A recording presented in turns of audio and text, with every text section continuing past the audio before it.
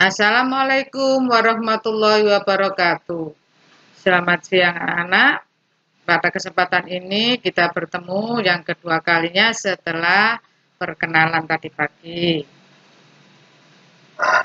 Sebelum saya mulai materi, saya mengucapkan selamat pada kalian sudah bisa bergabung di SMP 2 Candi. Saya mengharapkan kalian bersyukur karena banyak teman kalian di luar belum bisa ditampung di SMP 2 Candi. Rasa syukur itu apa? Yaitu meningkatkan ibadah, meningkatkan belajar sehingga kalian di SMP 2 Candi bisa berprestasi. Pada masa perkenalan lingkungan sekolah, saya akan memberikan materi yaitu disiplin positif. Saya ingatkan lagi bahwa nama saya adalah Ahwalul Nikmah.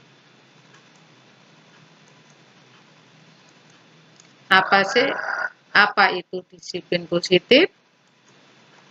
Disiplin positif adalah program yang dirancang untuk mengajarkan anak menjadi bertanggung jawab serta hormat pada anggota dari komunitas mereka.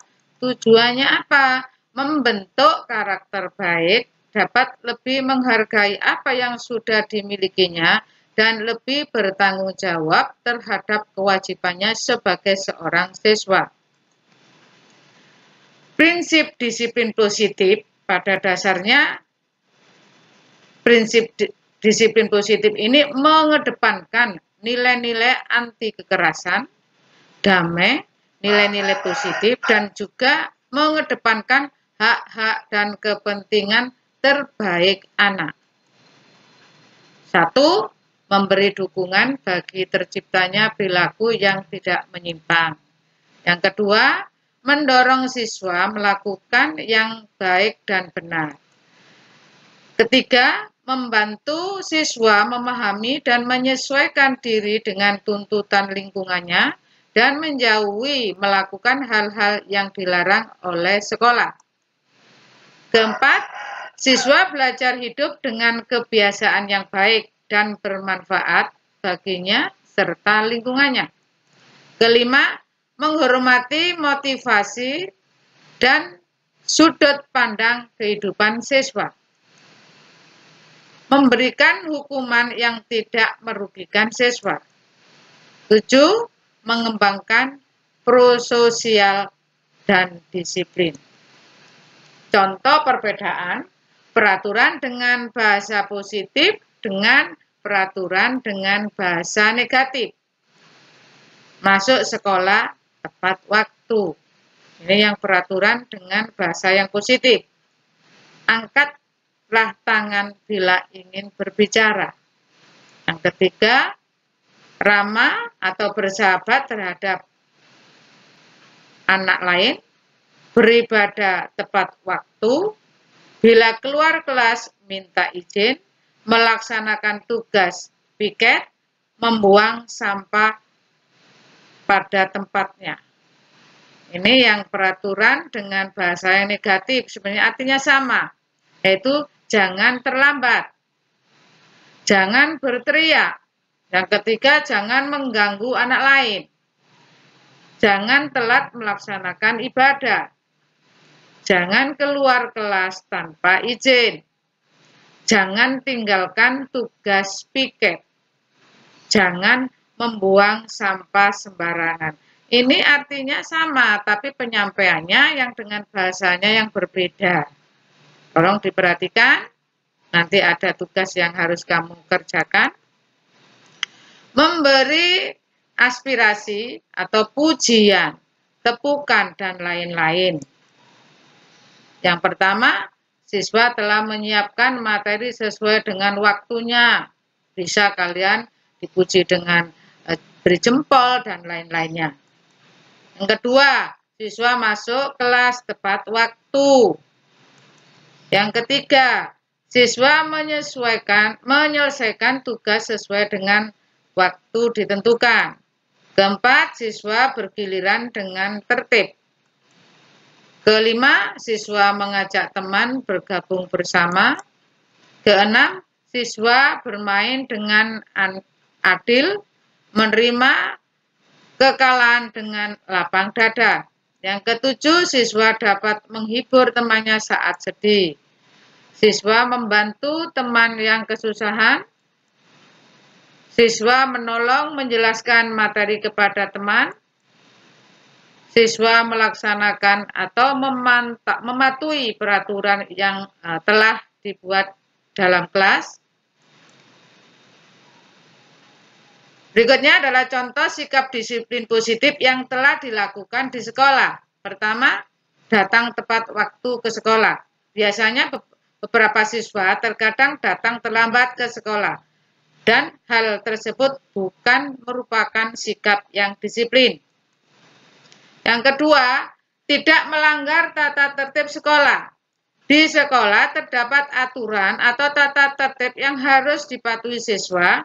Dengan tidak melanggar tata tertib sekolah, hal tersebut juga bisa dikatakan sebagai sikap disiplin. Yang ketiga, mengerjakan tugas sekolah tepat waktu. Guru akan memberikan tugas kepada siswa dengan mengerjakan tugas tepat waktu, maka hal tersebut merupakan contoh sikap disiplin, akan menghindarkan diri dari hukuman dan membuat nilai rapot lebih bagus. Ini apalagi sekarang ini pembelajaran online, sehingga kalian harus disiplin dalam mengerjakan tugas. Yang keempat, beribadah tepat waktu. Melaksanakan sholat pada waktunya dan tepat waktu merupakan cermin sikap disiplin. Contohnya dalam Islam, jadwal sholat 5 kali sehari dengan waktu berbeda. Siswa harus mentaatinya. Yang kelima, merapikan kelas setelah digunakan. Siswa setelah pelajaran selesai kemudian merapikan kelas seperti menghapus papan tulis dan menyiapkan alat tulis guru yang akan digunakan agar tidak menghabiskan waktu pelajaran selanjutnya. Dengan selalu merapikan kembali kelas setelah dipakai, maka juga termasuk perilaku disiplin. Contoh, misalkan ada pergantian jam, sehingga kalau nanti waktu tatap muka, setelah guru yang pertama itu selesai, segera dirapikan untuk dimasuki guru berikutnya, sudah siap kelas itu untuk belajar. Itu merupakan sikap yang disiplin. Upaya pendisiplinan positif yang diterapkan di sekolah, terlambat masuk sekolah, apa yang dilakukan? Yaitu memberitahu yang dilakukan adalah salah dan merupakan tindakan tidak disiplin. Yang kedua, mencari tahu alasan keterlambatan dan mencari solusinya. Ketiga, menjelaskan makna dan fungsi kedisiplinan. Contoh, menjelaskan bahwa kalian terlambat, nanti masuk di kelas itu istilahnya masih membutuhkan waktu untuk bisa menerima pelajaran. Yang kedua, membuat gaduh kelas. Apa yang dilakukan? Mengingatkan kepada siswa dan memberi hukuman atau hukuman yang diberikan bersifat menyenangkan. Membuat masalah di lingkungan sekolah. Contoh, memalak siswa lain, berkelahi, dan penguasaan lingkungan sekolah tertentu. Apa yang harus dilakukan? Memberitahu yang dilakukan adalah salah dan bukan merupakan sikap disiplin. Jika kesalahan itu berat, harus dihukum secara tegas sesuai dengan apa yang dilakukan. Yang kedua, sering diadakan kegiatan berkelompok, contohnya olahraga bersama, gotong royong, membersihkan kelas, dan lain-lain. Yang ketiga, menjelaskan makna dan fungsi kedisiplinan mengenai membuat onar atau membuat masalah di lingkungan sekolah. Membuat sampah sembarangan. Apa yang dilakukan? Itu memberitahu yang dilakukan adalah salah dan bukan merupakan sikap disiplin serta sering mengingatkan kepada siswa, contohnya pada waktu kegiatan upacara. Yang kedua, memberi hukuman yang dapat dibuat pelajaran seperti memungut sampah yang telah dibuang. membuat karya tulis tentang pengelolaan sampah ataupun kegiatan lingkungan yang seperti menanam pohon atau membuat kompos dan lain-lain. Yang ketiga, menjelaskan makna dan fungsi kedisiplinan mengenai hal yang bersangkutan, itu mengenai efek atau membuang sampah di sembarangan. Yang berikutnya, bolos pada jam pelajaran. Apa yang harus dilakukan? Memberitahu yang dilakukan adalah salah dan bukan merupakan sikap disiplin, serta sering mengingatkan kepada siswa pada waktu kegiatan upacara. 2. Memberi hukuman yang dapat dibuat pelajaran, seperti merangkum materi yang diberikan, mengerjakan soal, dan lain-lain. Menjelaskan makna dan fungsi kedisiplinan mengenai hal yang bersangkutan, karena tadi tidak mengikuti pelajaran, supaya tidak ketinggalan, maka siswa diberi hukuman untuk merangkum materi yang tadi ditinggalkan dan mengerjakan tugas yang diberikan. Terlibat nafsa, merokok, dan lain-lain. Ini yang paling berbahaya. Apa yang dilakukan? Memanggil siswa yang bersangkutan.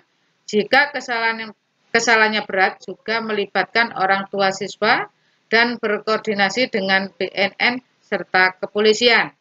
Yang kedua, sering memberi penyuluhan kepada siswa pada saat upacara. Yang ketiga, siswa direhabilitasi dan diberi perlindungan.